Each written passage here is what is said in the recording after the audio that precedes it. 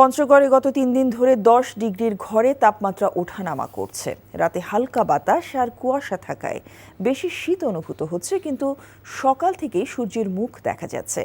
বেলা বাড়ার সাথে সাথে রোদের তেজও বৃদ্ধি পাচ্ছে। দিনের অগ্রভাগে তাপমাত্রা বেড়ে যাওয়ায় বেশ গরম অনুভূত হচ্ছে। পঞ্চগড়ে তেঁতুলিয়া আবহাওয়া পর্যবেক্ষণ কেন্দ্রের ভারপ্রাপ্ত কর্মকর্তা জিতেন্দ্রনাথ রায় জানান, সকাল ৯টায় ১০.৭ ডিগ্রি সেলসিয়াস তাপমাত্রা রেকর্ড করা হয়েছে। এ সময় বাতাসের আর্দ্রতা ছিল ৯৭%। অন্যদিকে গতকাল বৃহস্পতিবার দিনের সর্বোচ্চ তাপমাত্রা রেকর্ড করা হয়েছে ২৮.৬ ডিগ্রি সেলসিয়াস। দিনে গরম আর রাতে শীত অনুভূত হচ্ছে। ডিসেম্বরের শেষ নাগাদ শীতের দাপট আরও বাড়তে পারে বলে জানিয়েছেন তিনি। Double million offer Walton fridge কিনে পেতে পারেন ২০ লক্ষ টাকা, রয়েছে কোটি কোটি টাকার নিশ্চিত উপহার। যা দেখেছি সেটা তো স্বাভাবিক কোনো বিষয় না। যার ব্যথা সেই বুঝে। আজকে একটা বিশেষ কারণে দেরি হয়ে গেছে। বিশেষ কেউ নয় তো যার জন্য দেরি হলো।